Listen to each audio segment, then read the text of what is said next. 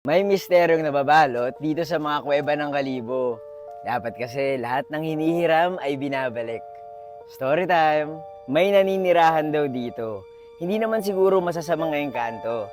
Pero ang kwento, meron daw mga diwatang nakikihalubilo sa mga tao. Nandito ako ngayon sa Barangay Tigayon sa Kalibo para bisitahin ang mga kuweba ng Tigayon Hills. Ako nga pala si Buji at mahilig ako mag-story time. Kung di nyo pa ako pina-follow, i-follow nyo na ako. Noong araw daw, merong mga diwata na mababait na nakatira dito sa Barangay Tigayon. Nandun sila sa mga kuweba na mamahay. Nagpapahiram daw sila ng mga expensive items, kagaya ng mga utensils, at saka mga plato tuwing merong okasyon o kasalan. Mga ginto daw yon at magaganda talaga. Pero pag hiniram mo, kailangan mong ibalik syempre. Sumigat yung kwento kaya pati na rin yung mga ibang tao na hindi nakatira sa barangay nila, dumadayo na rin. Ang hihiram din daw sila ng mga gamit doon sa mga diwata. Sa sobrang bait ng mga diwata, pinapahiram sila. Basta, kailangan mo lang din ibalik. Kaya lang may nangyari.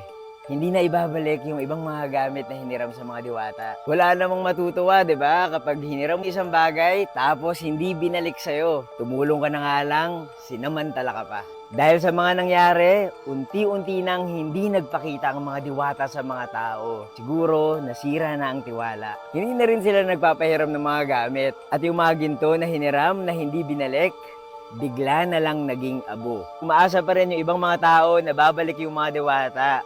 Yung iba kasi, parang naging kaibigan na sila. Madami pa rin ang nagpapapicture dito tuwing merong okasyon. At siguro, masaya yung mga diwata kapag nakikita nila na nakakapag-celebrate pa rin ang mga tao. Pero siguro, pag nagpicture sila, depende na lang kung merong magpapakita. Lalo na sa likod ng balete tree na to.